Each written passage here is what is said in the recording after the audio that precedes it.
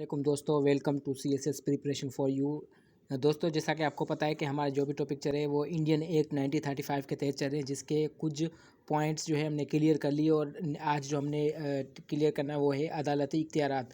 تو governor general کا عدالتی اختیارات کے اندر کیا اس کے جو مین ڈومین ہوتے ہیں، کیا اس کے پیچھے اسٹرکچر ہوتا ہے، کیا وہ کس طریقے سے ریڑھ کی ہڈی کی طرح وہ مانند کام کرتا ہے، اس کے پیچھے کیا ہاتھ ہوتے ہیں، وہ کس کو چائے منظور کرتا ہے، یعنی اب یہاں پر بھی جو ہے وہ ہم دیکھیں گے کہ کیسے ایک عدالتی اختیارات گورنر جنرل کے پاس ہوتے ہیں۔ تو دوستو سب سے پہلے کہ جو ہائی کورٹ کے غیر حاضر جج، یعنی ہائی کورٹ کے اندر اگر کوئی جج حاضر نہیں ہے یا چیف جسٹس حاضر نہیں ہے تو اس کی جگہ عارضی جج مقرر کر سکتا ہے، یعنی یہ گورنر جنرل۔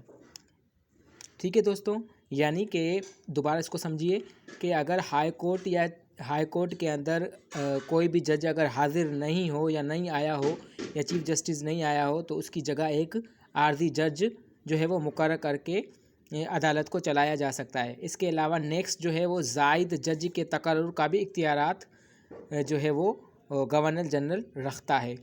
دوسرا ہے یعنی مالی امور، اور ایسے کہہ لیں کہ مالی امور سے متعلق کسی بل پر ہائی کورٹ کی اثر رائے سے قبل، اب یہاں پہ کوئی جو ہے ہائی کورٹ کے اندر یا کسی بھی ایوان کے اندر اگر کوئی مالی جو امور جو ہوتا ہے اس کے متعلق کسی بل کو پاس کرنا ہو تو عدالت سے پہلے وہ کس کے پاس جائے گا؟ گورنر جنرل کے پاس، اسی کے بعد ہی ہائی کورٹ اس بل کو منظور کرے گی۔ تو سب سے پہلے یہاں پر بھی جو ہے ہائی کورٹ سے پہلے بھی اگر کوئی بل ہے تو اس کی منظوری کس کے پاس ہوگی؟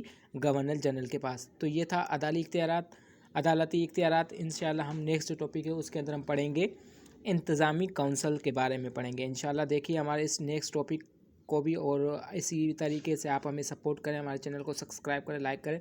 اسی حساب سے ہم آپ کے لیے جو ہے مزید اور انفارمیٹیو ویڈیو لاتے رہیں گے۔ شکریہ۔